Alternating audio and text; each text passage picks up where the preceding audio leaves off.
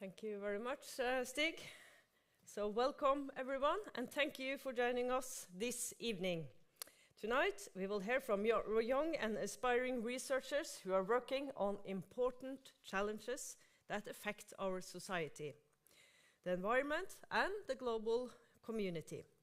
As Stig just said, my name is Monica Rolfsen and I'm Pro-Rector for Outreach and Social Responsibility at NTNU, and I've been that for a little bit more than 2 months now. At NTNU, researchers from a wide range of disciplines are working together to find sustainable solutions for the future. And what we did in 2021 was to establish a strategic research initiative called Sustainability Research at NTNU, SUSRES, bringing together 47 young researchers across 11 interdisciplinary projects. These projects all focus on the changes needed to create a more sustainable society and future. This evening, we will take a closer look at one of these projects and the biggest project of them all, the Sweet Spot project, which addresses the challenge of plastic pollution and its impact on nature and society. The project explores how we can rethink plastic waste and integrate it into a circular economy. Can we find the perfect sweet spot where waste becomes a resource? Through this project, we are moving closer to understanding the issue and identifying potential solutions. And we at NTNU, we are incredibly proud of our young researchers and the work they do. So with that, it's my pleasure to welcome you all to this evening's event, where you will hear from passionate scientists as they share insights from their research. Enjoy the evening, everybody.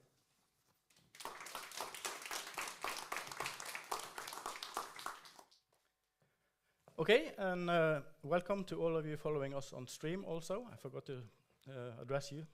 So now we go to the first speaker, Siv Marina Flø Grimstad.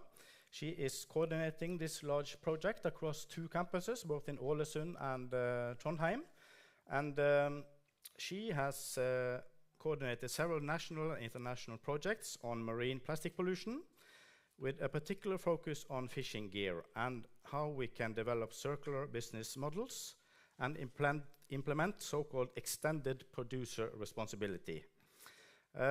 She is an associate professor at the Department of International Business at NTNU Ålesund.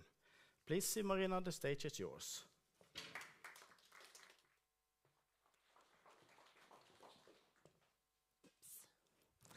Yes, hello and welcome. I guess you heard my name and you can see it here. It's Siv Marina Flø Grimstad. And I have been coordinating this project in the last couple of years. And of course, all of UN Sustainable Development Goals are important, but our main focus tonight will be on these 4, of course, with a main focus on life below water, number 14, but also responsible consumption and production, and so on. So our project is about combating the world's fastest growing environmental problem, marine plastic pollution. And why do we have this problem? This is the reason. We treat our oceans like our waste bin, and then this is what we get. 8 metric tons plastic waste enters the oceans annually. And what happens? As Stig mentioned, my focus has been, for instance, on plastic fishing gear. And this is a picture from the Runde Bird Mountain outside of Ålesund. And there used to be so many nice birds.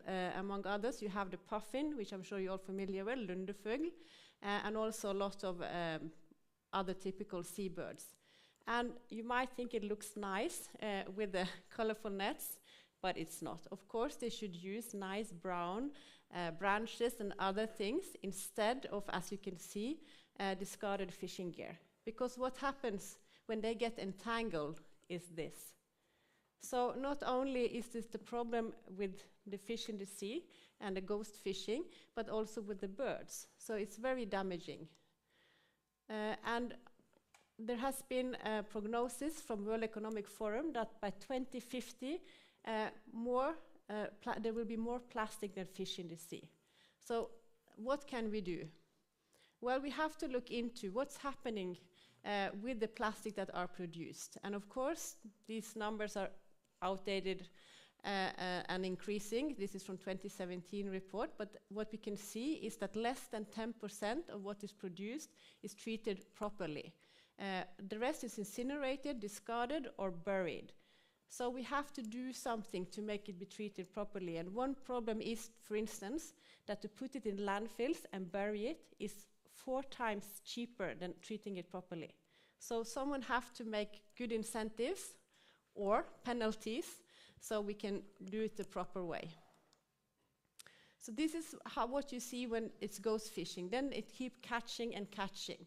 So what can we do? Well, we have to start looking at more circular solutions to, for instance, fishing gear made of plastic. You have to design it differently, maybe so it dissolves. That's been starting to happen, but also to be more responsible in the way we treat this equipment, to hunt it down and get it up again if it's lost.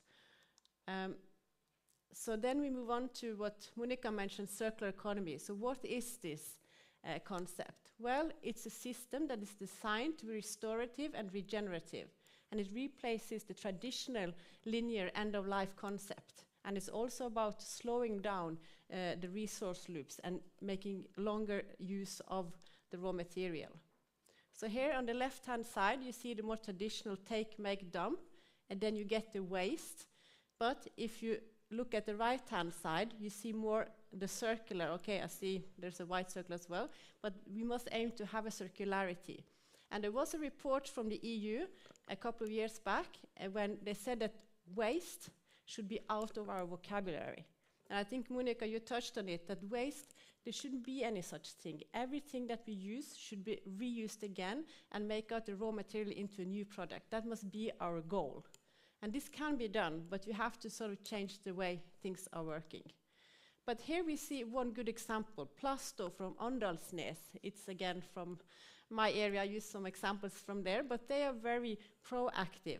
And there you see waste, you see nets there that are discarded, that are being pelletized, and they make, for instance, walkways in the aquaculture industry.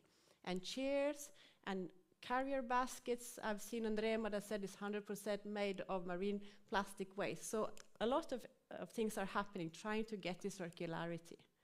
So that's a good thing. So how can we all contribute to get a more sustainable society? Well, we have to think global, have the wide perspective, but act locally, look at the local challenges, because they might differ. In Norway, for instance, the plastic pollution is very much dominated from those living from the sea, like the fishing gear problems. While in other areas, like in Asia, Africa, it's whole household plastic that makes out the vast majority of plastic pollution. We have to think life cycle and circular, and not least multidisciplinary. So what are we going to show now before I introduce our bright, young, new researchers is that we have 6 PhDs in this project. One from engineering, Sanjeev, which you will meet first, and he looks at macroplastic identification using robotics. Then we have Rasa from economics department, and she looks at sustainable plastic waste management in the aquaculture industry. She will not be here tonight, she's just been recently employed into the project. Then we meet Ginevra from ocean operations, and she looks at microplastic pollution from ship paint. Huge problem as well. Then Diana from my department, international business in Ålesund, and she looks at circular business model for fishing gear made out of plastic, and this extended producer responsibility directive that can help solve this problem. Then we have Andreas from the geography department, and his focus is on mapping the hotspots along the Norwegian coast, of where does it accumulate, the plastic pollution. And finally, we have Natalia in psychology, who looks at how can we get behavioral change? How can people start thinking differently in their use of plastic?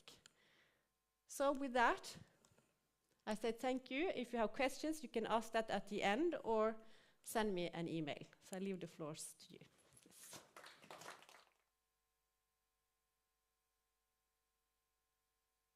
Okay, so we have a big candy bar of research here tonight, so we just have to move on. So next speaker is Sanjeev Suja, and he investigates how robots, such as autonomous surface vehicles, can be used to alleviate the marine plastic pollution problem.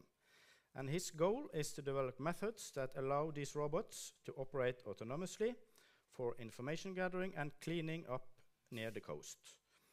This can hopefully make collection of marine plastic pollution more efficient. Sanjeev is a PhD student in computer science at NTNU. Please, Sanjeev, the stage is yours.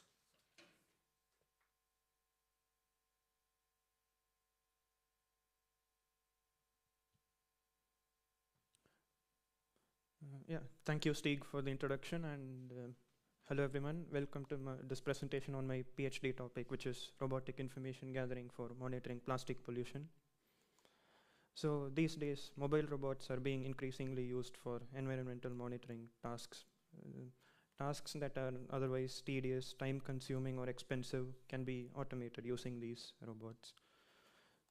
So when scientists need to go into the ocean to gather data about oceanographic processes, they have to hire a research vessel such as this to go into the ocean and gather data that they require, and these can cost up to $25,000 per day.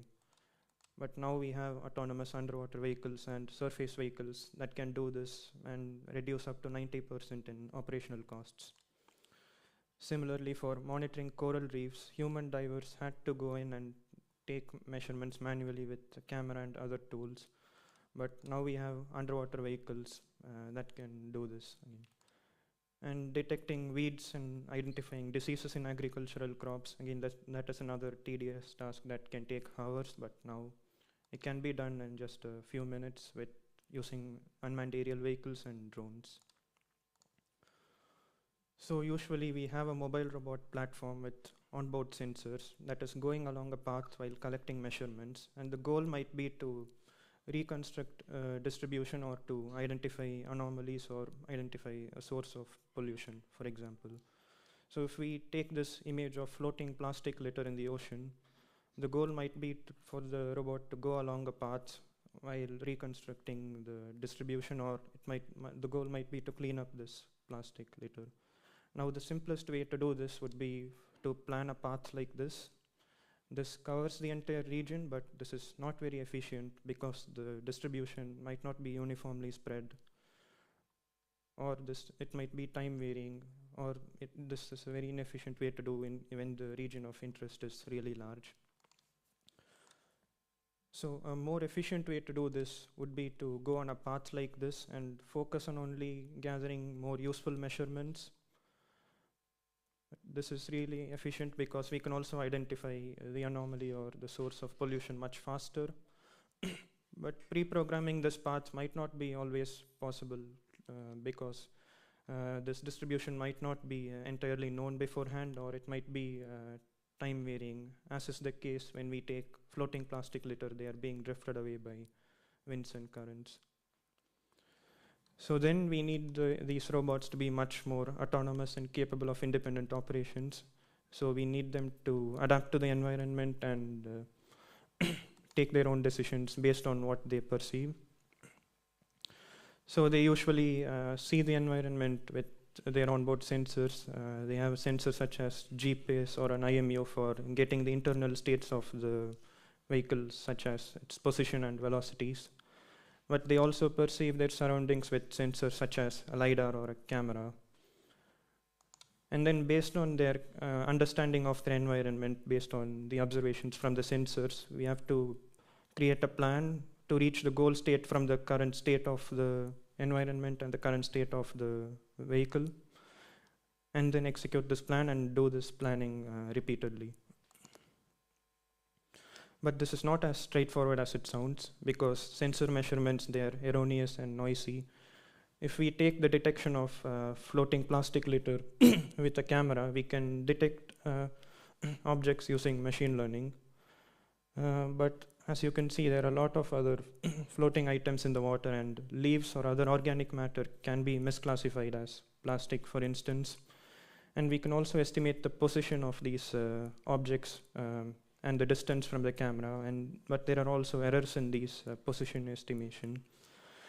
And generally, these sensor measurements become much less reliable as the object detected is much far away from the camera. And then how do we convert these sensor observations into a map? Because we only see a portion of the environment that is within the field of view of the sensor, and we have to keep incrementally updating the map based on the observations and the probabilistic model of the observation. And we might also need to predict what measurements we might find in previously unexplored regions. And then how do we decide where to take these next measurements from? So for this, we need to also predict what measurements we might find in previously unseen regions, and also decide what measurements are more useful than the others. And we have a function that tells us what measurements are more useful than the others. This might depend on application to application. In some applications, the more useful measurements might be to find high concentrations of the pollutant, or in some applications, the goal might be to explore previously unexplored regions. So we try to find a path that maximizes useful measurements, and this path should also be respectful of the vehicle's dynamics, because there are limitations on how fast the vehicle can go or how maneuverable it is. So how can we do this for monitoring floating plastic litter near the coasts? We can have an autonomous surface vehicle such as this, and then we can have an onboard stereo camera and a small computer. This stereo camera, we can use that, and we can use machine learning to detect objects and identify also how far they are from the camera to get their exact position. And we have a small computer on board to run these sensor processing and other stuff such as these planning and mapping algorithms also simultaneously. So this is an example of what it might look like implementing all these things simultaneously. This is just an example in simulations, because real experiments can be unpredictable and expensive. So we try to study how each of these algorithms might perform in simulation. So this is just an example of an autonomous surface vehicle exploring and identifying these small floating objects while also trying to update the map simultaneously. The goal is, of course, to test this out on the real system, but I've not gotten to that stage yet. But I hope I've been able to explain how by making robots more autonomous and capable of independent operations, we can reduce reliance on manual surveys, identify important locations and hotspots much faster, and make cleanups much more efficient. Thank you.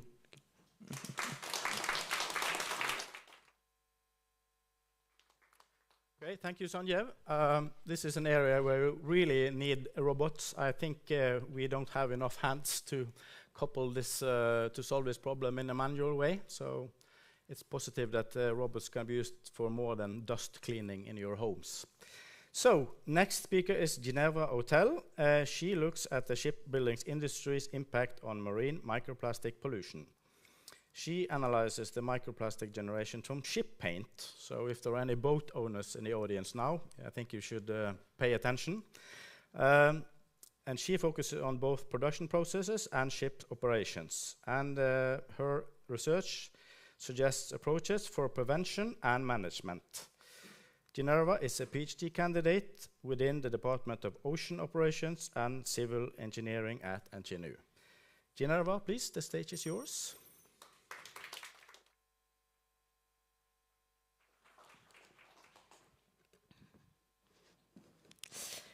Okay, so good evening, everyone. As mentioned by Stig, I will be talking about a very specific source of plastic pollution, which is microplastic pollution through ship paint. And I want to explain to you today how ships contribute to the plastic crisis. So before we start, I want you to think about the term plastic pollution and what comes into your mind when you think about that. Having talked to many people outside of academia, actually what many people think of are items such as plastic bottles, packaging, plastic straws, or cutlery. But actually, if we're looking at recent estimates, we find that a staggering amount of 58% of the microplastic pollution, so teeny tiny plastic pieces in the ocean and waterways, they're actually coming from paint. And yes, in case you didn't know, paint also contains plastic. It's actually something that is not very common knowledge, I think. And the binder in the paint is the plastic component, and it's the ingredient that binds or keeps all the other ingredients together in the paint. So, but how is it actually getting into the ocean, and where does it come from? Well, if we're looking at environmental samples, we find these small pieces of paint. And we actually found that a lot of these pieces, they're coming from a specific source, which is ship paint. So this is a very specific source, as mentioned, and due to the global significance, as mentioned before, when we're actually looking at the Norwegian context, the government highlights this as a significant source, but it's a very under-researched topic. And since we have a very important shipbuilding industry in Norway, it's important to understand its impact. But before I go exactly into what I'm doing in the PhD, I want everyone to understand, well, why do ships actually need paint? Well, the paint is applied on the hull because it helps to protect against marine organisms that foul on the hull. They attach on it, and then they can also slow down the ship. And also against corrosion, which is damaging the hull too, so it needs to be protected. So, coming to the data collection, I had the opportunity to work with a shipbuilding company here in Norway. And what we did some interviews with the companies. There were different employees in different positions that we interviewed. Then I had the opportunity to do 2 on-site observations, one on the floating dock and one on a slipway. And then finally, I also collected some samples of the wastewater that was created during this maintenance project. And I collected seawater samples during those operations during the maintenance project. And finally, the ship was released back into the sea because the maintenance project was done. And you have to imagine that the wastewater got mixed with the seawater, and in order to understand how they're mixing or what is inside, I went on the side bridge of the shipyard and had a rope and a bucket, and I threw it down 10 meters until I caught the wastewater that was mixing with the seawater. And that was one of the most fun parts in my PhD so far, because I felt quite like James Bond when I was doing that.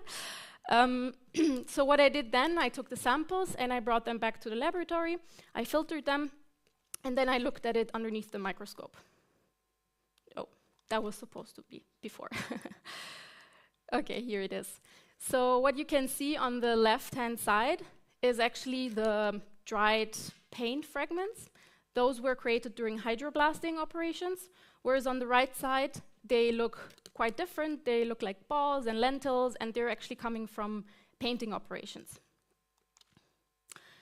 But how are these fragments actually going into the ocean and into the waterways? So there's 2 main pathways. First is in the open sea.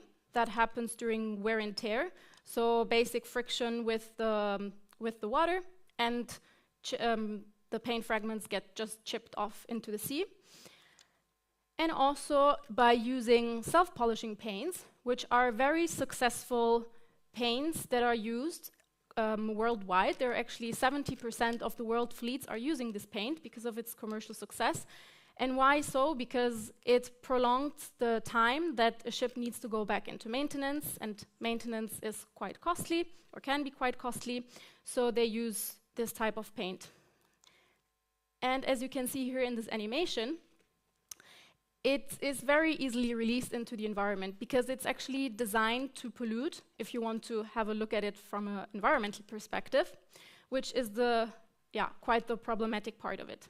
But I also have to say that there is also a bit of an environmental trade-off here, because when we want to protect the hull from the fouling, we're also doing it so that we reduce fuel input because the boat is being slowed down, and that increases greenhouse gas emissions. So we kind of have a trade-off here between greenhouse gas emissions and microplastic pollution, especially with this kind of paint. The second pathway is during production and maintenance operations. And what happens, for example, during cleaning, blasting, and cutting operations, or for example, during paint reapplication or application. The fragments, they get just removed from the hull. It is going on the bottom of the dock, and then depending whether we have an uncontrolled or a controlled environment, it either ends up in the sea, as I explained before, or if we have a collection infrastructure and a wastewater plant, we can capture those, we can filter them, and then we can release cleaner water back into the sea. But why should we care about this? Or what actually happens once they get into the ocean? Well, actually, paint particles are quite heavy, so they sink on the bottom of the ocean, so they can accumulate in the sediments. And there we have organisms living, such as crabs or also fish, and they can actually ingest them. So there are studies that have shown that they found these paint types in their bellies. And they have a lot of toxic properties. So we as seafood consumers should also be concerned about this because it accumulates in them and then we eat them, and yeah, well, that's not a very good thing for us too. So what can we do about it? We can have several types of solutions. We can involve the government, and the government can, for example, put out some bans on self-polishing paint or develop specific design criteria to make sure to not have a design that pollutes. Or we can implement legislation which is looking at the management and the prevention of this pollution, which is currently not existing in itself. We can introduce market-based policies or government incentives, for example, for ship owners, because usually paint that is more environmental friendly for ships is also way costlier, and often ship owners don't really go for that. So we can introduce some incentives here.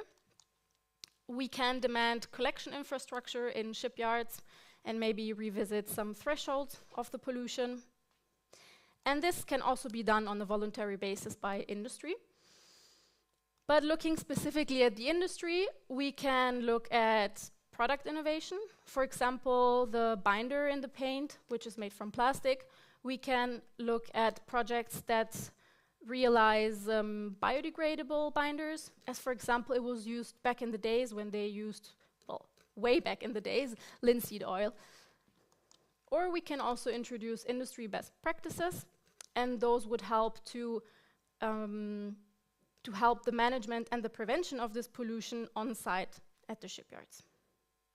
And I forgot to say something. Since we have a very important industry, both shipbuilding and fishing industry, in Norway, it would be a pity if one another threaten each other. Yeah, that's it. Thank you.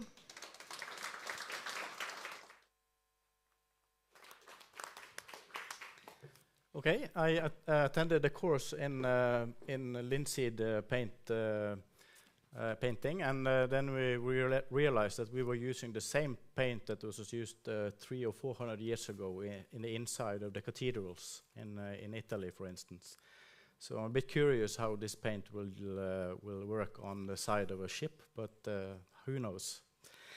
Next speaker is Diana Giovanni, and she explores circular economy practices to address marine plastic pollution caused by fishing gear. The project aims to contribute to finding sustainable solutions that reduce waste, promote recycling, and protect marine ecosystems for future generations. Diana is a PhD candidate at the International Business Department in NTNU Ålesund. Please, Diana, the stage is yours.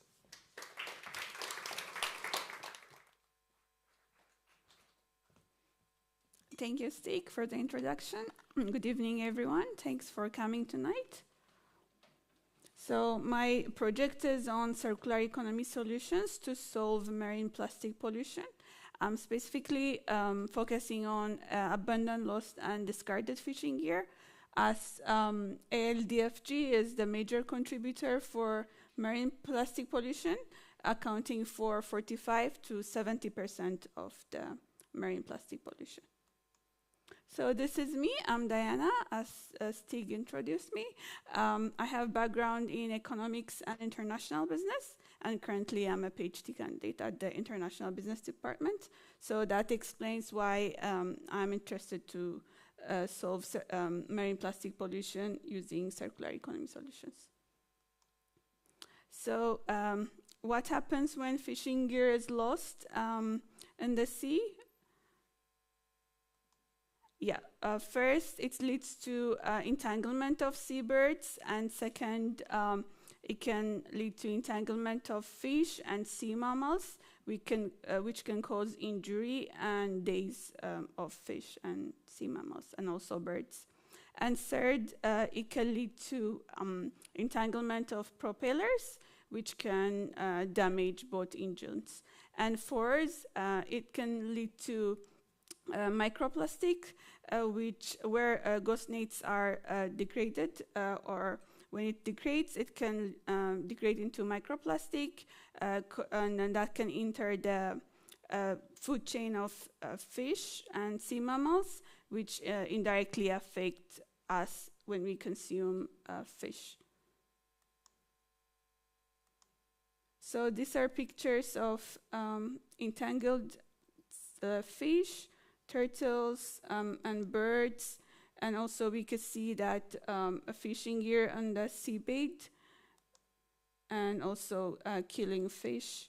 And also it can end up on beach, and then leads to pollution.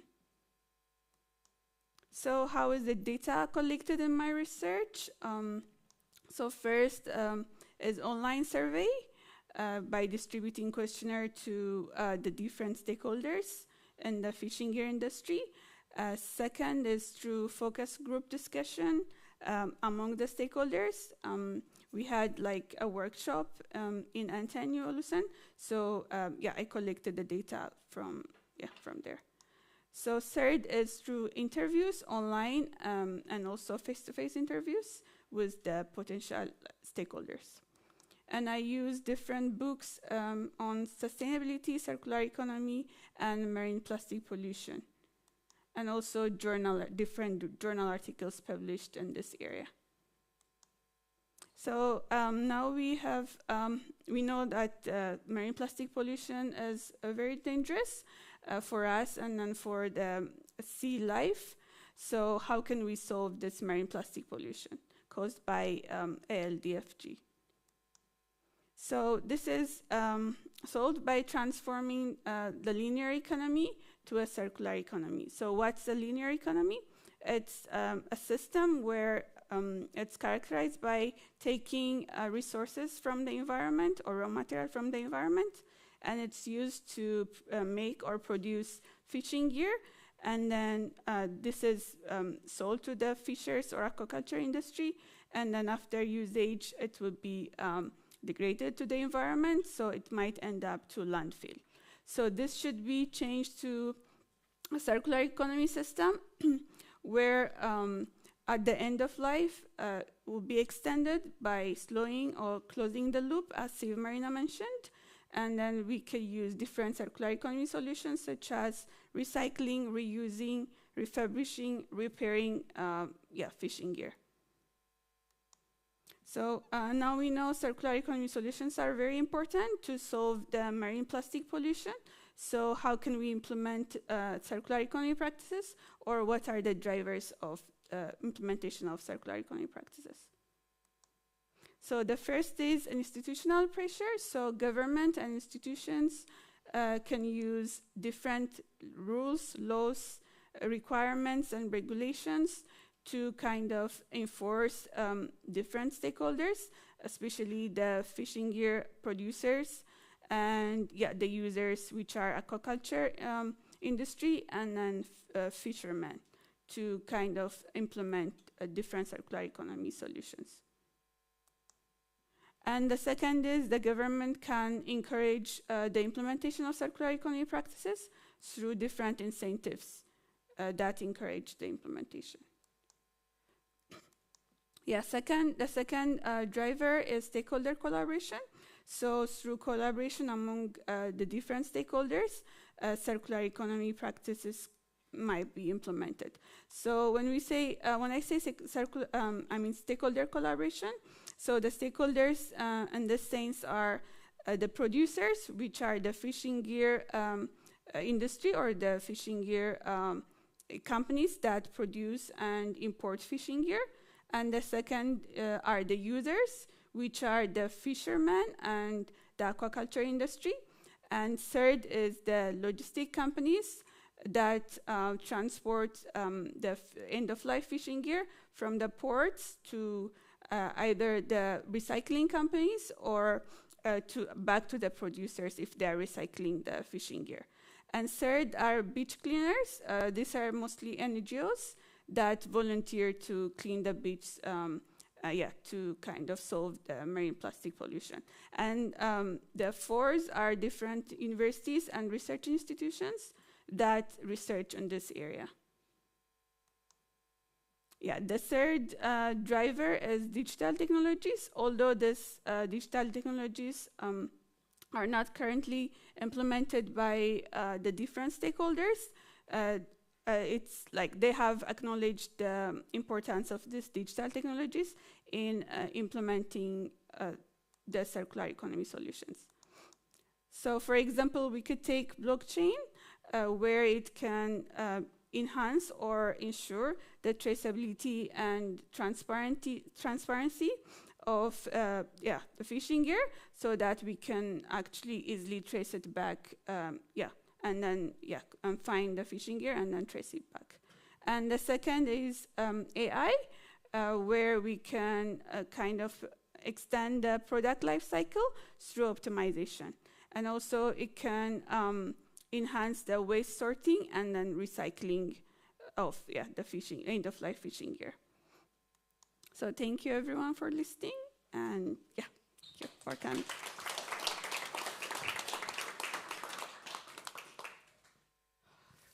Okay, so next speaker up is Andreas Brilke.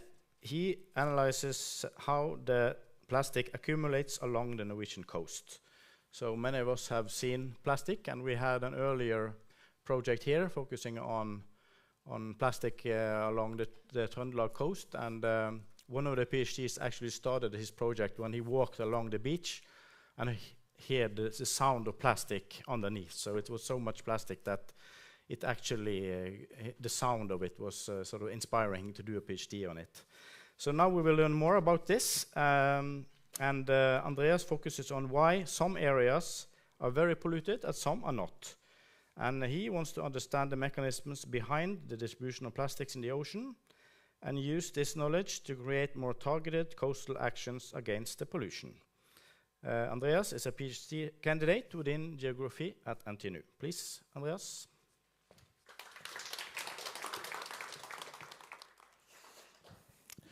Yes, hello, thanks for coming. I'm Andreas, and today I'm presenting on my research with the topic, where on the Norwegian coast does plastic accumulate and why? So a lot of researchers have to go out in the field and collect their own data, which, some like, some don't. I got to work with a data set that was already finished, which is nice because it's very big. It has been collected by a team over several years, and it is very fit for science because it has been collected in a very systematic way, so always the same pattern of the collection, and at randomized locations. So it's, perfect, just what we want. This dataset contains some areas that are very polluted and some which are basically not at all polluted. And what I want to do is I want to find out, why is that? What mechanism is going on here? So we probably can explain this somehow. Let's take a look. One more thing you have to know about this dataset is that it is a geographical dataset. I work in geography, and we like putting things on a map. And actually here it is a very important concept, and why you will find out in a second. Just just know that we can put the pollution on a map. We know exactly, like we have found 200 bottles, and it's exactly here. We don't know the name. We have the perfect coordinate. So if we take the entire data set and put this on a map, it looks like this. There's quite some points, a lot overlapping, but you can also see that it does not cover the entire coast, unfortunately. Still, it's a very high quality data set, and we're moving on and zooming in to one of these points. So this is how the data collection scheme looked for the people that collected it. You don't have to understand all the details, there's a lot to take in. What you have to know is that there's a lot of spots on each beach, and it is always collected on the beach, not in the water. And we start at the high tide line and then move inland. So if we take one of these elongated sampling areas, it could look a bit like this, where block 1 is just by the ocean, and if we count up, we get further inland and further away from the ocean. And usually what we see is that the most plastic objects and the most total weight in all of these sampling areas is highest by the ocean. So there's seems to be a correlation to ocean distance and plastic we find. Then we have a data set of all the plastic pollution, but how do we explain it? How do we find out about the mechanism? Well, there has obviously been done research on plastic pollution already by others, and taking the scientific papers, we can find some very interesting variables that can explain this, at least to some degree. There's a lot, and I'm just going to show you some of the variables that can be interesting for plastic pollution that can influence this. One of them is the coastal curvature. You can see here there's a bay that's a concave coast, or an odde, which I forgot the English word, but it's a convex coast, so that makes a difference. Then how steep the coast actually is. So is it very steep, or is it flat like a Danish beach, for example? Then the prevailing winds, that is to say, where does the wind usually come from? Does it blow just directly onto land a lot, or is it more parallel? That obviously also makes a difference, because a lot of the times floating plastics is transported more by winds than by ocean currents. Then distance to the nearest population center and fishery port, because it's us humans that produce the plastic, that buy it, that take it on a picnic and then forget it. And especially with fisheries, we have plastic that is designed to be in direct contact with the ocean. Then last but not least, we have the presence of vegetation. This can trap plastic in place, and if we go out and try to find it, we often find it entangled in vegetation, or if it has been entangled long enough, we find it in the ocean. You know, if you walk on the holm on the islands, you can hear crunching beneath the grass, what we've just heard. This is because of this mechanism.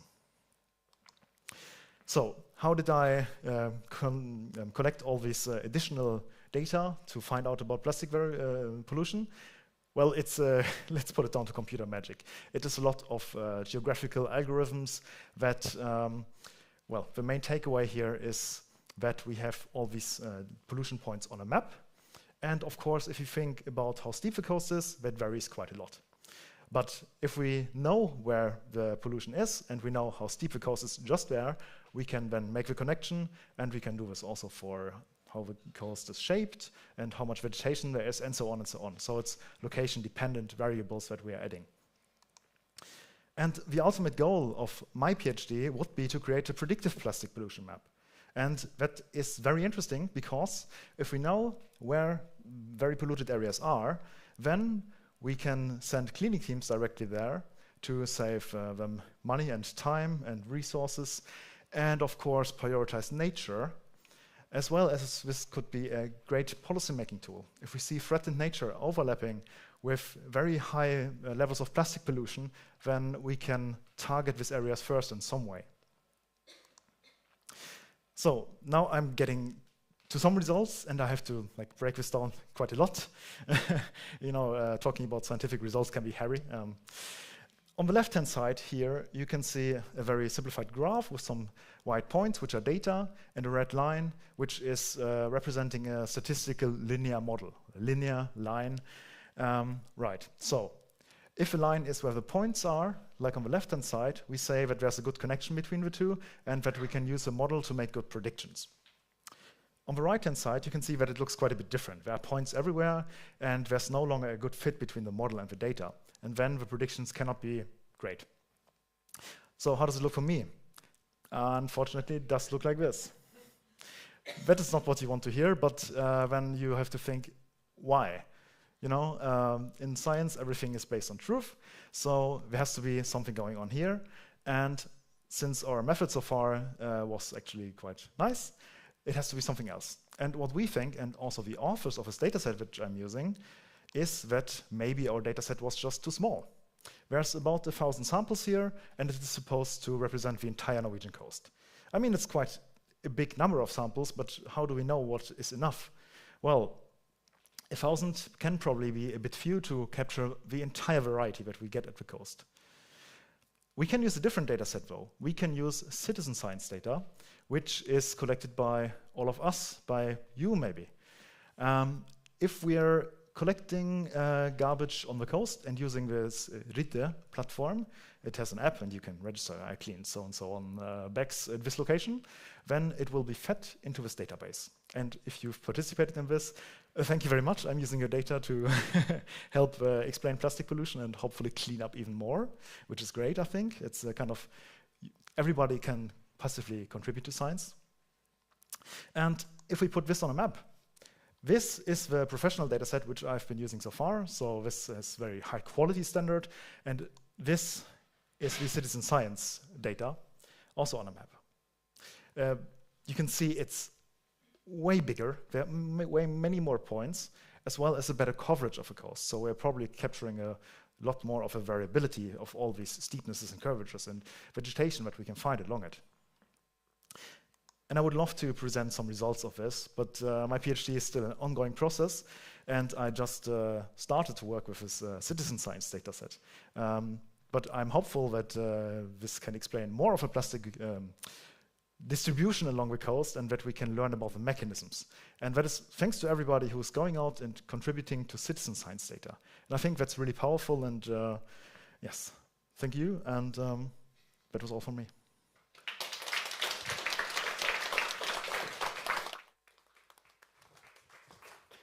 Okay, thanks a lot, Andreas, for showing up the mess in the kitchen. So everybody thinks that research is also, we are talking about linear and circular processes, so many think that research is a linear process, but there's a lot of things going on the kitchen, so thanks for sharing that. Okay, then we have reached the last presentation today. That's Natalia Amirova. She looks into societal interventions to tackle marine and coastal plastic pollution in Norway from a social psychology and systems perspective. She aims to broaden the discussion about how we can both reduce and prevent marine and coastal plastic pollution.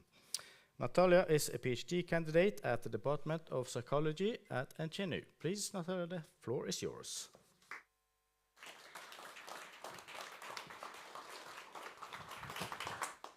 Thank you. So I have one question to think about while I'm talking, is have we drastically and completely changed the way we look at solving plastic pollution? And in my PhD, I'm calling it transformation or transformative potential. But before I go into explaining what transformation is, scientists talk about what are the actual deeper-rooted causes of plastic pollution. And this is capitalism and consumerism. But what is transformative potential or transformation? So I'm looking at it at my PhD from systems perspective and societal values perspective, which is psychology or goals. System. What is a system? You're looking at policy, economy, society, and as a result, marine environment. This is a huge plastic system, which is interconnected, and the red arrows indicate how plastic waste ends up on coastal and marine environment. Each of these layers is a system on its own, or comprises also of smaller systems, which is important to understand how this complex, how everything works. But I'm gonna talk more about not systems, but values. What are societal values? So if we are talking about capitalism, what are societal values of capitalism? And what we focus on in capitalism.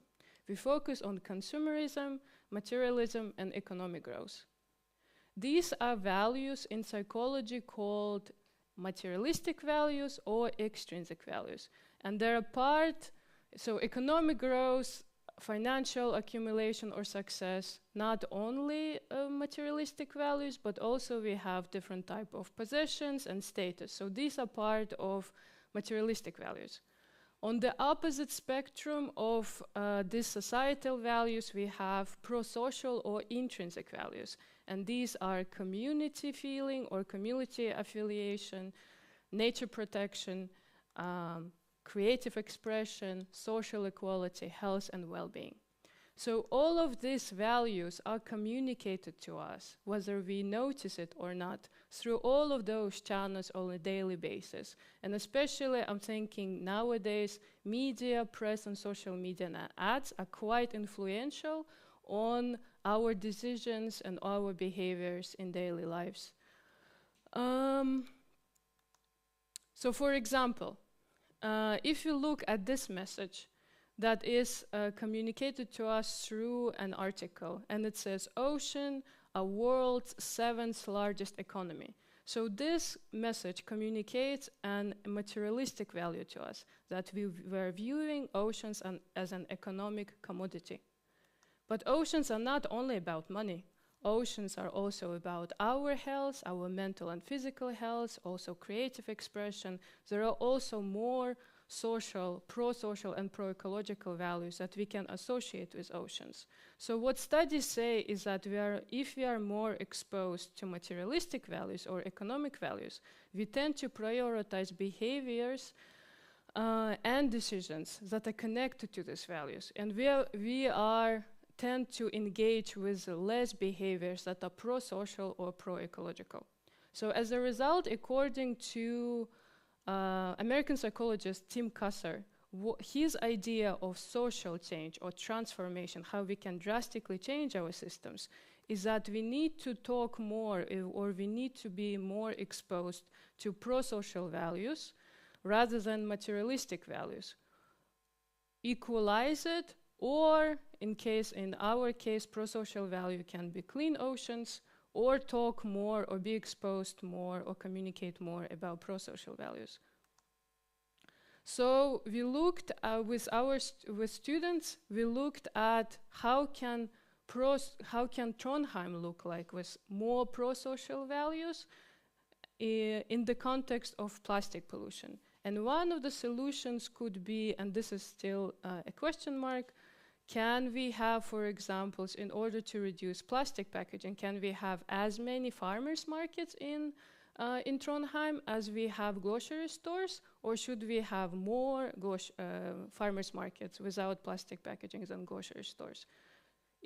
Can this be a drastic one of the solutions? Or if you are looking at literature review, one of the solutions that we found out is indicators of progress.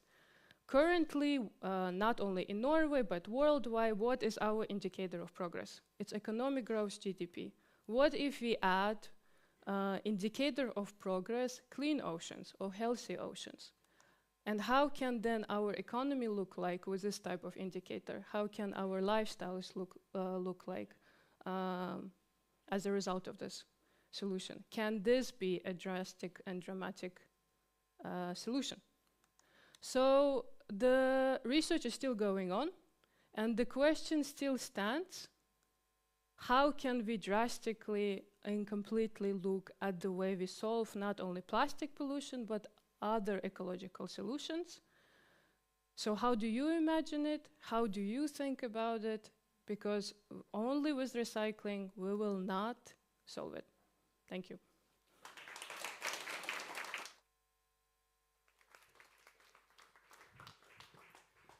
Thanks a lot, Natalia. So now you know what you are going to say to your boss when you are going to negotiate your salary next time. I need to have a bit less money to save the world. That was a mouthful of things. Now you have 15 minutes break to think about good questions to this panel. So there will be a 15-minute intermission, and we see each other again here at 8:10. Please.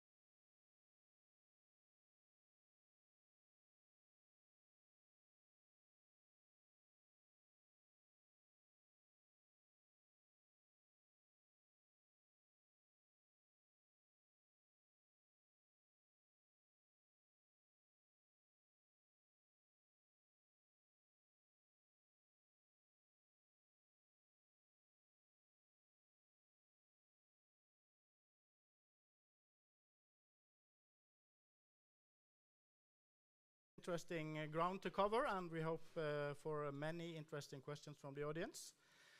So, we will have now a debate for 30-40 minutes, depending on how many questions from the audience. And then we have a special deal for you tonight. There will be an after dish after the formal program. So please hang on after we close the debate. Keep you hanging. It's a cliffhanger, they say. Okay. I would like to start with a very general question. So this is a really big problem, and I have a personal sin to commit. I have been a boat owner, and I have done sort of the same as many boat owners do. They get rid of the paint under the boat, and in my harbor there were no collections. So I guess we are all sinners, we are in this together, but it doesn't help a lot to have bad conscience. So what is sort of the easiest thing we can contribute to solve this huge problem? It's a big question, but Siv Marina, do you want to start? Yes, I wasn't particularly thinking about paint, of course, but I think if everyone takes a little bit of responsibility individually, I think it helps a lot. And also, of course, with the ship paint, do it in controlled environment. But the little things that you do every day, if you go to the store, buy, for instance, the fruit with the less packaging. You can see how often you have a choice. Many stores are testing out to see what you go for. So consumers has the power to make them change the way they present the fruit or vegetables to you. And as it is in business, it should be good for them as well. And it is. Less packaging is cheaper for them. So if you show that you will buy the one that's packed in paper, or that you will, like I have done, actually lately, bought myself a reuse net that I can put my fruit or vegetable in, so you keep reusing. That's the best, because if not, you take this plastic bag and you throw it away when you come home because it's dirty, you don't want to use it, and then we can't have this immense amounts of plastic lying around. So that's for each individual, and then I guess I can repeat what I said about like policymakers. I don't know if anyone is here, but I think we need to have, on the big scale, like for fishing, Diana's talking about, you need to have incentives to do it the proper way. When I talk to or interviewed people in the waste management companies, and they tell me that there are ways of recycling, for instance, fishing gear, but if we send it away to do it properly, it's 4 times as expensive as to bury it. Then they bury it. And now he even said he didn't want to be quoted on it, so I can't say who I actually talked to, but it's a real person in a real waste company. He said, now our landfill is full, so now we don't even accept this fishing gear. What do they do then? Then they just throw it on, you know, where you shouldn't do it. So there has to be incentives, and of course, in the worst case, penalties for not doing in the good way. So that's what I'm thinking. In the big scale for industrials, we need to have more policies and more, penalties and incentives. That works, to put into the system. Yeah, Diana, you touched upon this also in your speech about circular economy. So could you refocus a bit on sort of the incentive side? How can we make commercial actors that are sort of perhaps ingrained in a materialistic value system to change from a linear thinking to a circular thinking? We should not only focus on the incentives because that can kind of encourage the stakeholders to implement circular economy solutions, but also it's important to have different policies. For example, currently the EPR, which is the extended producer responsibility, and it's so like, as we all know, it's like called take-back schemes. We have it for plastic bottles, where we have like an incentive, or like where they put pant, where we put in the machine, and then it gives us kind of like money back. So they implemented this for fishing gear this year, the beginning of this year. So it's important to make the producers or the importers of, it could be plastic packaging or it could be fishing gear, so they should be like responsible through this, by implementing these policies for them to be more responsible.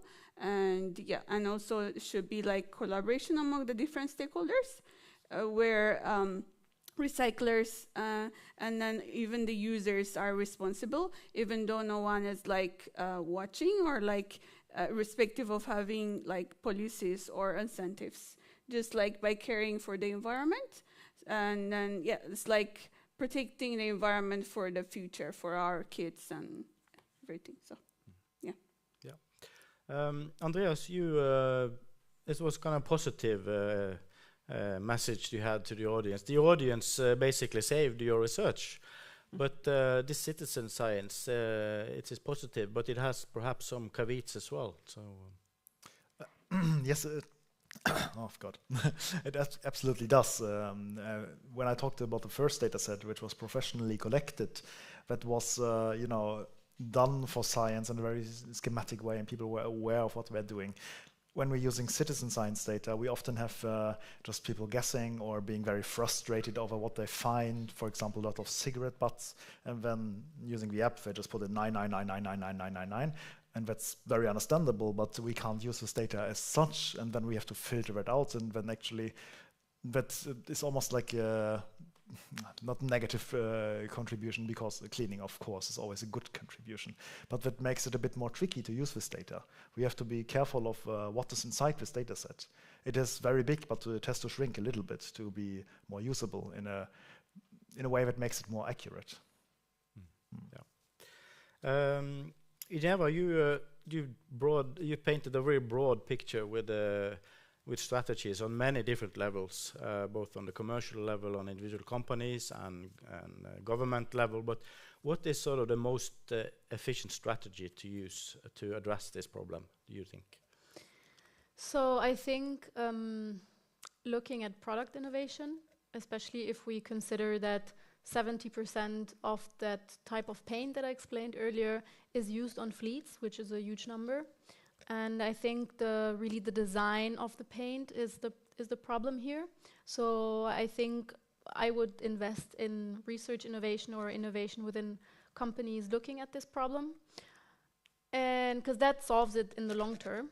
But also, if we want to prevent it in shipyards, then it's really important that we have collection infrastructure, because right now it's not a given in shipyards, and it depends a bit on the threshold.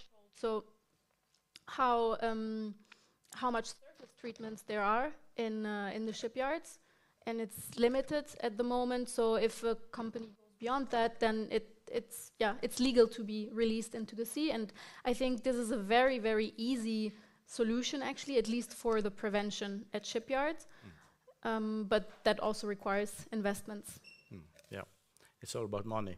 Turning to money, Natalia, you describe this kind of contrast or tension between materialistic values and pro-social values. But when it comes to plastic bags, I guess there's more people than me in the audience that really think twice now, not necessarily because there's a value conflict in the store, but it's actually, it costs quite a lot. So you think, okay, that was 5 kroner down the drain. So can it be that kind of this, the materialistic values can also support the necessary change?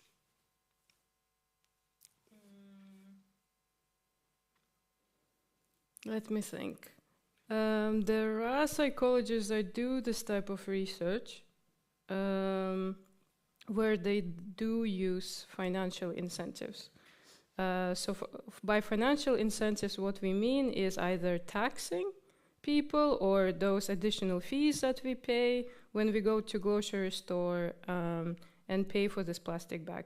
So if the condition, if it is for free, and the condition if you need to pay for it, so this gonna be a fee and some kind of, I don't know, can be perceived as a, you are taking away money from. Of course, the condition when the fee is introduced, the reduction of plastic bags will be there in comparison to if you get it for free. So in these cases, there were studies that's why I guess this fee on the plastic bag was introduced in Norway, because if you pay a bit, but it also depends how much you pay. So from this perspective, yes. And also it depends also on taxes on businesses? Should we actually give them exactly financial incentive to support so-called green innovation, or should we punish them and tax them for their so-called bad behaviors or polluting behaviors? So this is also a question. And also from psychology perspective is that there is one more thing that I know is when we focus on financial incentives, as a result, if they're taken away, especially maybe if you are talking about human behavior, if we take away this fee on plastic bags temporarily, can the behavior continue in the sense that people don't buy, don't use plastic bag? This is what we don't know. And that's why I think human behavior is very, very complex. There are a lot of factors that influence human behavior, and as a result, we need to be very careful with financial incentives, because as soon as they're taken away, or incentives or punishments, then we don't know whether the behaviors that we want will continue. So these are the things. Yeah, and you're also talking about system change, so we can say that financial instruments perhaps can get us this far, but if we are going for more deeper transformational change, we also need to look at sort of beyond the financial motivation. Is that correct interpretation of your research? Yes, let me think.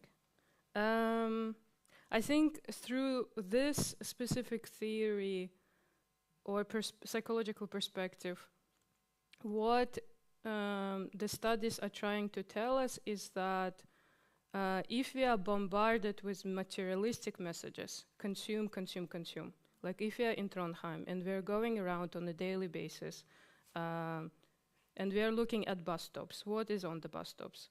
If we are going to the shop, to downtown, to city center of Trondheim, what type of messages are there? If it's only about buy, buy, buy, then as a result, we are incentivized to go and buy and buy.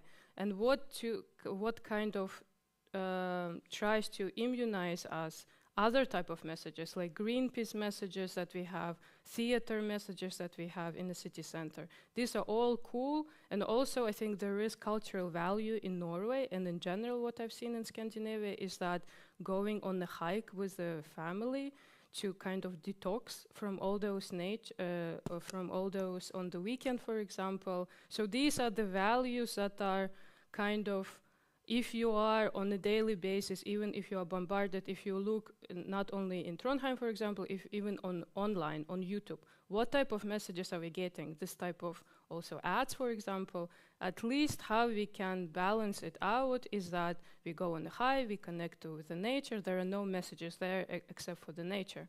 And then you connect with your family, with your friends, this is community feeling, this is also basically you having this, you don't think about this money anymore.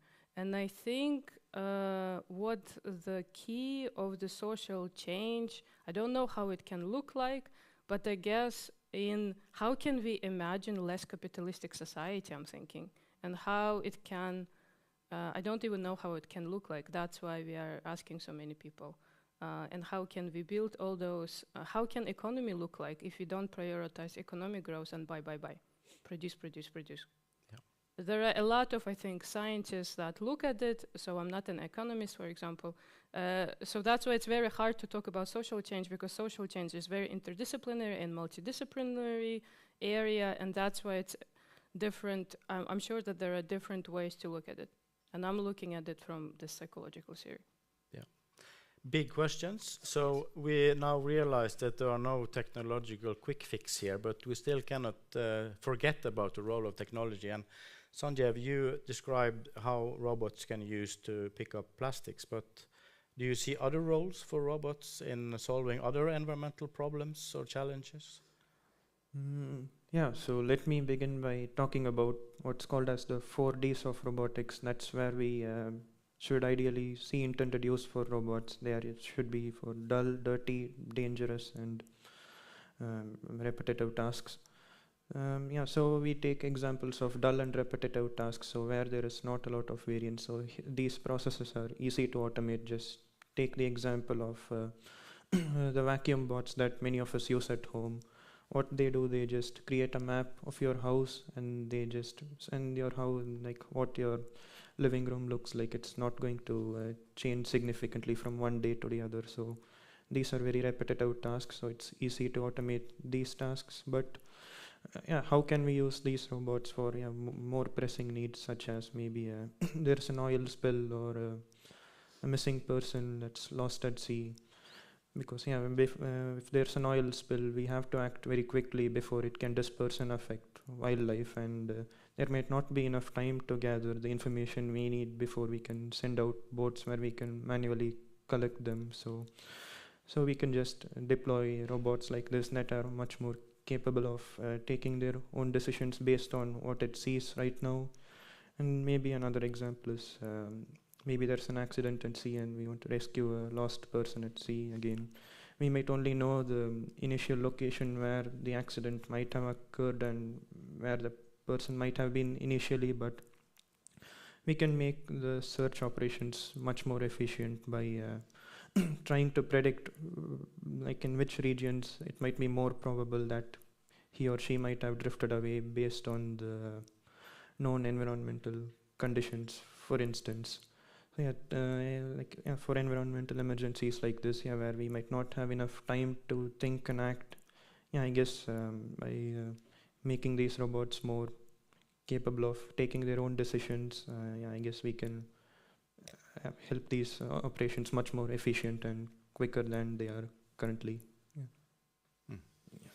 Yeah, I'm a bit relieved when I hear listening to you, Sanjay, because everybody, I guess, is very scared about artificial intelligence and all the destructive things it can do. But listening to you, I see that the combination of robotics and artificial intelligence actually can do quite a big change to solving problems. So I guess what I would like to say is, we should not feel they're not going to take jobs or replace humans, but we should look at these technologies to just help us and make things much more efficient, I think. Because take the example of tractors in agriculture, for example. 200 years ago we did not have them, but now they help us do things much more efficiently. So I think we should embrace these technologies, because I don't think they're going to replace us, but just make us much more efficient in doing things than we do currently. Okay, any questions from the audience?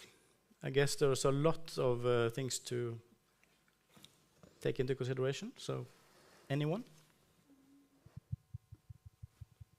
While you are thinking about questions, I would like to pick up on the question that's kind of a red thread in many of the presentations. It's a balance between the public or the regulation side and the market side. So what's the right balance between your project is sort of focusing on finding the balance between economic incentives and environmental concerns, and what is sort of the right balance between what the government can do and how the market actors can be motivated to act themselves? So how to find this balance? Siv Marina, you want to start?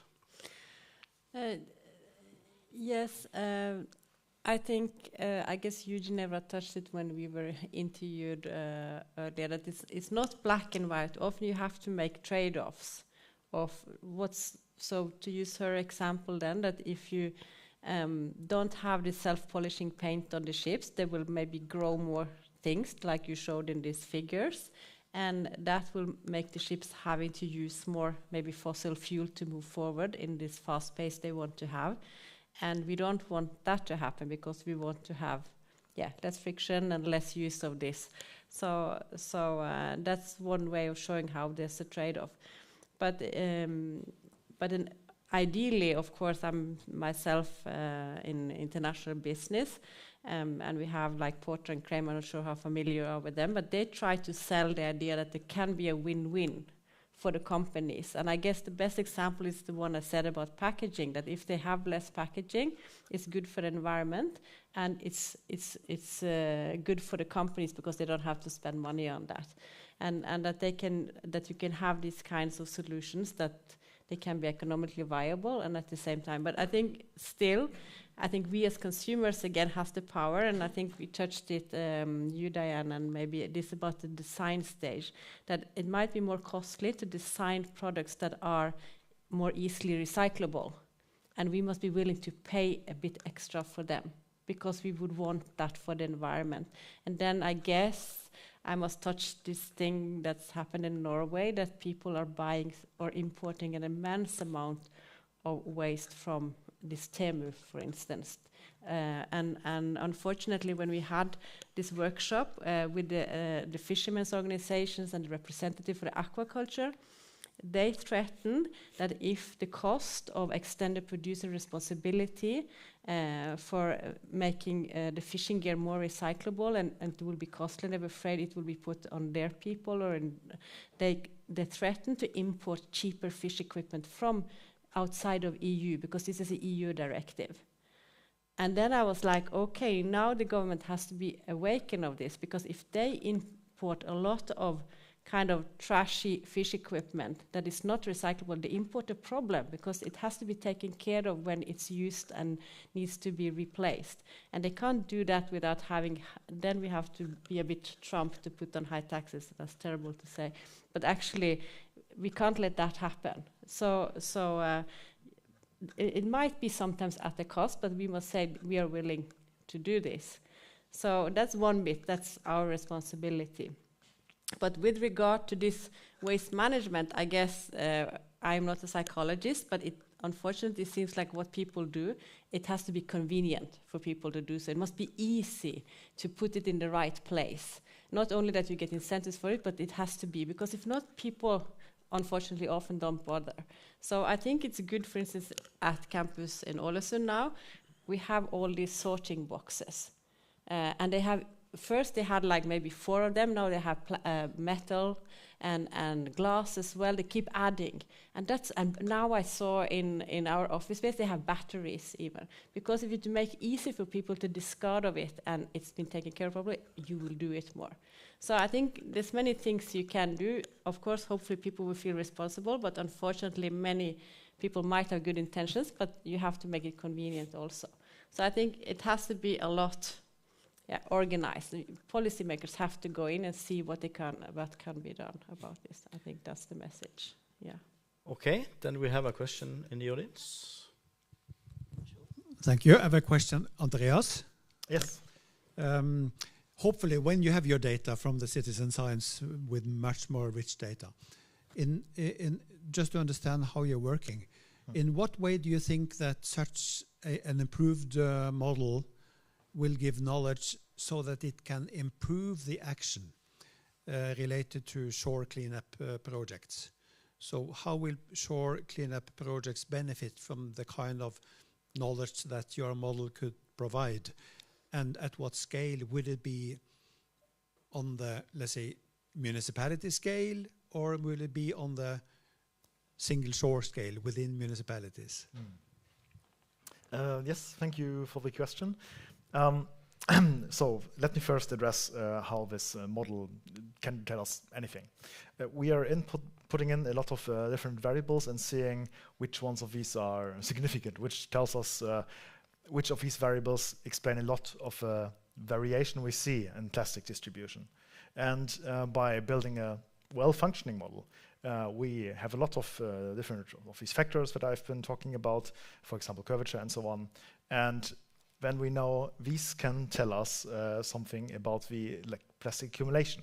For example, if we take the steepness and the curvature together, if we find out that that would be enough to explain the plastic accumulation, then we can have an equation where we input these values, and then we can find a lot of plastics, for example. How this would look in practice is if we have a map of curvature and steepness, and we know which value ranges now. Let's say kind of a flat coast up to a certain degree can accumulate plastics. Then we could look at the map or the data set of steepness and see where that is, and then exclude everything else. And then if we also know that a certain coastal curvature, for example, base, are also important when we can narrow it down to a certain steepness that also has this certain coastal curvature. And this we do with all of these different factors that might be of interest. And then we would land at a model that explains it as good as we can with the data that we are putting in. And if it would be on a national basis or if it would be on a municipality, commune basis, that we have to find out of, unfortunately. It would be great to just have one equation that does it for the entire country. But of course, there's a lot of variation between the very north and the very south in Norway, which is a very long country. So we are doing, or I am doing, one analysis for the entire country, and then I'm also focusing on different regions because we think that other mechanisms can be of different importance. For example, wind can be more important in the south and in the north. Not a good factor maybe, but vegetation, more vegetation in the south and in the north, directly on the coast. So we have to find out if we have to have one model per region, per, I don't know, degree on a map, the degrees that give us the coordinates. We have to find out how granular we have to be and if the bigger data set can actually give us the explanatory power that we need. So that just means, statistics. If you have more samples, then the likeliness that you can make a good prediction is getting better. So if these 22,000 points, if those are enough, or if we need even more, that we can first see when I've gotten a little further, unfortunately. But it's a good question. Yes, it's a bit tricky. Any more hands in the audience? It's probably also a question for Andreas, mostly. So we heard that coastal cleanup of plastic is mostly done by volunteers, but are there also any efforts on or initiatives on the governmental side for these cleanups? So my question is basically, if we get a model to know where there might be more plastic, who is actually using this data for actually cleaning up the plastic? There are professional cleanup teams. I am not quite sure if these are managed by the government or more likely probably by the municipality or by the fylke. That's one step above. County, yes, thank you. They did not have any data for me, so I did not look very deep into that. But they could use this data. For example, on the island of Smøla, I know that they have a cleanup team that goes around the island and just tries to, cover everything. But they don't know where there's a lot. I mean, in this case, we know there's more on one side of the island, on the west side, than on the east side. But still, we don't really can access the pollution in a targeted way. And actors like these would very much profit from knowing exactly where to go to, remove as much plastic as possible in a short amount of time. Because even if you clean a strip of beach, then it will be polluted again in a couple of months, maybe. Yeah. More questions from the audience? Yeah, one question to Siv, because you talk about trade-off between two objective functions, for example. So we have those plastic bags and the paper bags. When it's paper also, if all people will buy this paper bags, we need to cut more trees, so it will have also negative impact on the environment. So is there any third solution which could be better than those two? Yes, of course, paper is good for environment in terms of that it will dissolve at least. So, but then again, you show how it's a trade-off. But of course, the ideal is to have these bags that you reuse, which you can find everywhere, and all the shops are selling. And yeah, that costs a little bit more, but you're supposed to bring them with you. But people keep forgetting. But yeah, I guess that is the best. Maybe made out of cloth or something like that. That you can, and that was one of my slides. I guess it's about slowing down the product life cycle, that you use products much longer before you discard of them. And I don't know, but if you heard, but for instance, when now it's banned through EU, these cutleries that you just use once, or the plastic cups, and I think they made a study that you use it like less than 5 seconds or something. And sometimes people don't even use it when you get it on airplanes or whatever. And they looked at me funny when I said, if you give me a tiny box to drink, I don't need a plastic glass. I can drink from the box. And then they just thought it's like, oh no, they managed to touch it and then it's not even used. So I'm so glad that they are making a ban on that, because it's terrible, because both the raw material you use, but I mean, this is things, it doesn't dissolve. It lasts forever. So yeah, so I guess the good thing about plastic, it lasts forever. The bad thing about plastic, it lasts forever. So yes, I see there are more hands. I just want to ask one question to Ginevra about this, because in many areas on climate and nature, we see that Norway is dragged by the ears by EU. So what is sort of the balance here between international regulation and national regulation? Is there a room here for Norway to be more forward than EU, or is it EU that kind of is the dominant force on regulation of paint and microplastics? Yeah.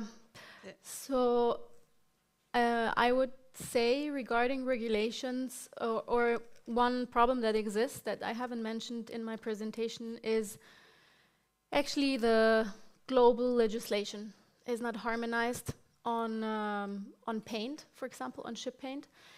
And that also puts Norwegian shipbuilders, for example, also in a difficult position, because maybe other paint is produced more cheaply outside of Norway, and they have, maybe regulations that aren't that strict, and that creates a competitive disadvantage. So it's not so easy. You always have to think about the global context. But I do think that the Norwegian government can look more specifically into this issue of ship paint and microplastic pollution, and to lower the threshold of what is actually allowed to be released into the sea. Because at the moment I think it's 10,000 square meters per year of surface treatments. And I think since we know that these microplastics, they're so toxic, because it's not actually just the binder, the plastic inside, but they have a lot of heavy metals, they have other organic pollutants which are also toxic to the environment. So it would be worthwhile to think about being a bit more harsh to actually collect it. And I mean, once you have a collection infrastructure, it's there. So I think that's what you can do. But Norway has been also very active, for example, in the International Plastics Treaty. They have been one of the most strongest voices there. So it depends a bit on exactly what you're focusing on. And this ship paint microplastic topic is also just very much unknown to a lot of people. Okay, there was a question here in the first row. Yes, I would like to have a little comment about plastic bags versus paper bags and all these things. I'm Bea and I'm 82 years old. And I say this age because I cannot remember any time in my life that I didn't go out shopping with my own bag. And it's rolled up. This is not the bag which I have had all my life. This is my husband's bag. This is my husband's one. I have one too, and in our car we have at least 3 bags. And when we go shopping, it's very colorful in our after we have paid and put our things back. We have these bags for years. They are they are with us all the time, and I don't know why people have to buy bags which pollute. And the bags we use for the waste, they are recyclable. We buy them in rolls, and they are recyclable bags. And I come from Switzerland, and there I think only recyclable bags are sold in the shops for people who need to buy a bag to put their groceries in. So it is really a miracle for me to see how many people buy bags and then throw them out afterwards. That's what people do. And I hope I have made a little example. Now my husband has this in his pocket, this black little bag, which is rolled up and doesn't take any space and can be carried with him anywhere. So please have your own bags. Okay. Thank you. That was a moral appeal, but also kind of a question to you, Natalia. It's about habits, basically. So here you have a person who has a really ingrained habit that has stayed with her for the whole life. Yeah. But how can we sort of establish this to be habitual, to be the sort of the first alternative that we go to? Do we have too much money? Yes. How money is connected? Because you have to pay more, and I think that actually works because it has been reduced a lot. But But the change habits is strong, and just an example, you know, when Lidl came and got established in Norway, they thought that they would be very successful coming with a good product at a reasonable price. Why shouldn't they be successful? And they established stores all over Norway. And people said, wouldn't you test the market first? They said, no, this is the formula, it works. We are all over Europe. They had to close down everything. It was a complete disaster. Why? People, I remember I tested a store. You were packaging indifferently. There were so many. We are very habitual people. They didn't have the brands we were used to, like Toro and Gilde, and people were very habitual. But I remember specifically the thing with when you paid, that it was made very different from what we used to. So that showed maybe Norwegians are special or strange in any way, but it turned out we were both a bit nationalistic with terms of the food we ate, and we liked things to be done the way we're used to. And that goes with this people get almost aggressive that they want their plastic bags. Some of people need. So I think, you just have to change. You have to remember to bring this in your pocket. That, I guess, is the main thing, that take it automatically and bring it in your pocket. Because so many people come and they said, oh, I have it in my car, or I have it at home. And then they have to buy it again. So, I think it is hard to make people change completely. But it seems like money stinks, that it stings for people, not stink, but that you have to pay so much for a tiny plastic bag. So it seems like here is punishment is the best way, it seems, to make people change. Can I add? Yes, please. Regarding habits, I don't know regarding cultural aspects, but I'm thinking if it has worked in Switzerland, Germany, or Austria, it could have worked. It can work in Norway also, but maybe there are specific contexts or factors that we need to look at. I'm thinking one of the reasons why maybe reusable bags are not part of culture here yet is that because this fee that is paid for the plastic bags, it goes into the fund or money to actually clean up the I don't know all the complex structure, how it works in Norway, but this goes into the fund to clean up this plastic. I mean, not this specific plastic, but plastic in Norway.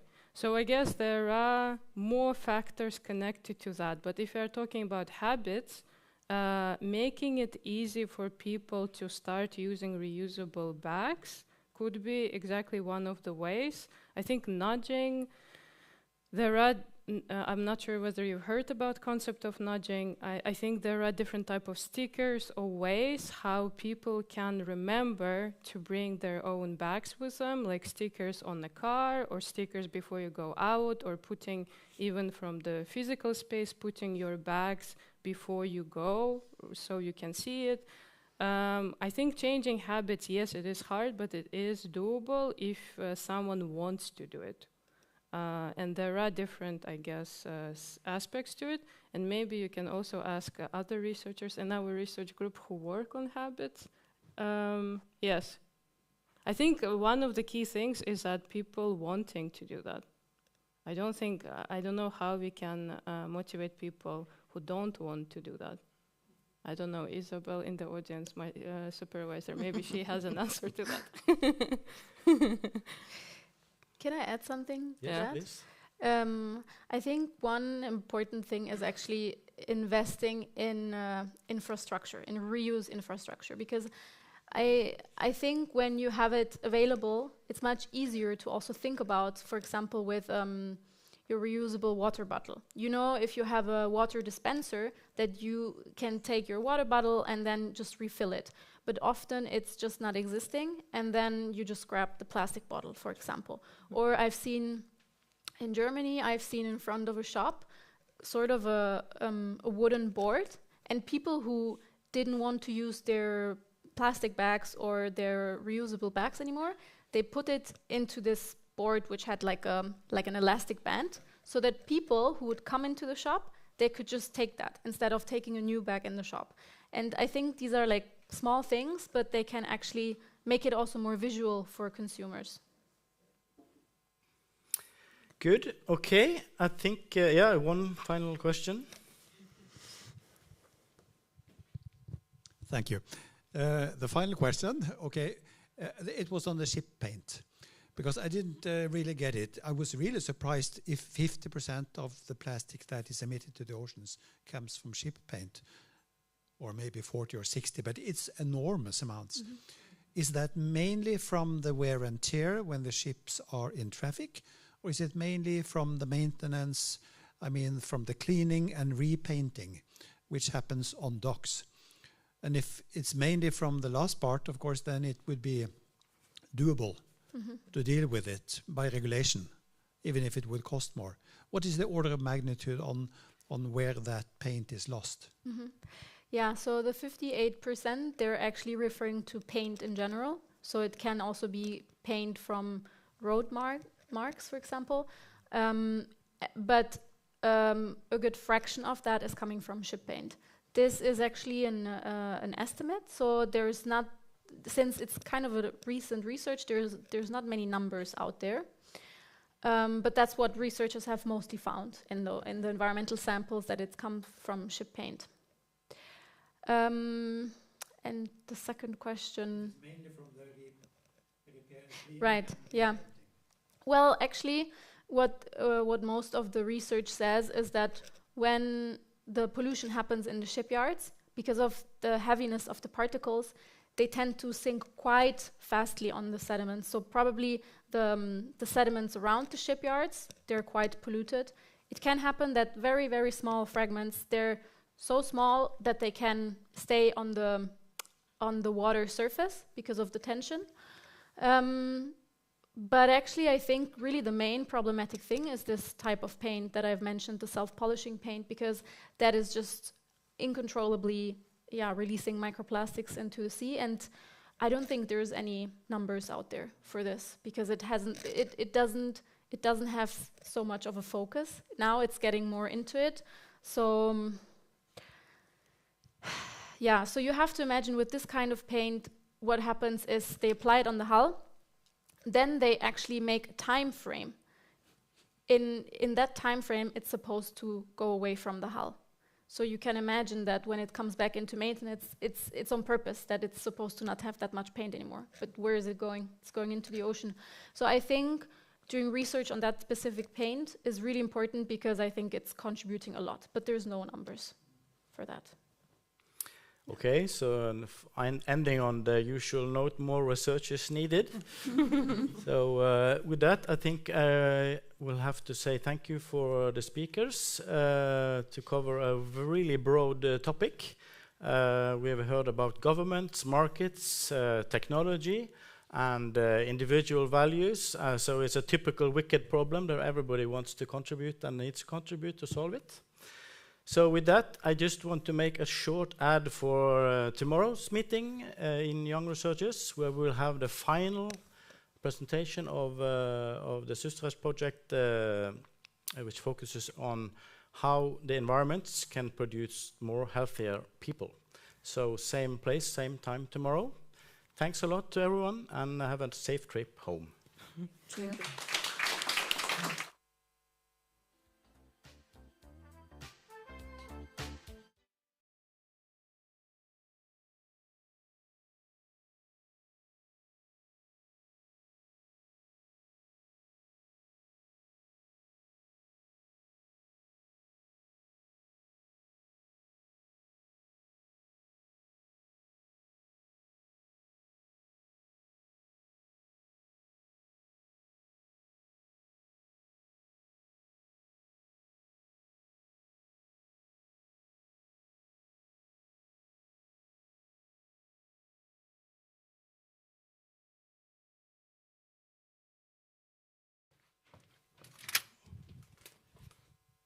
Ja.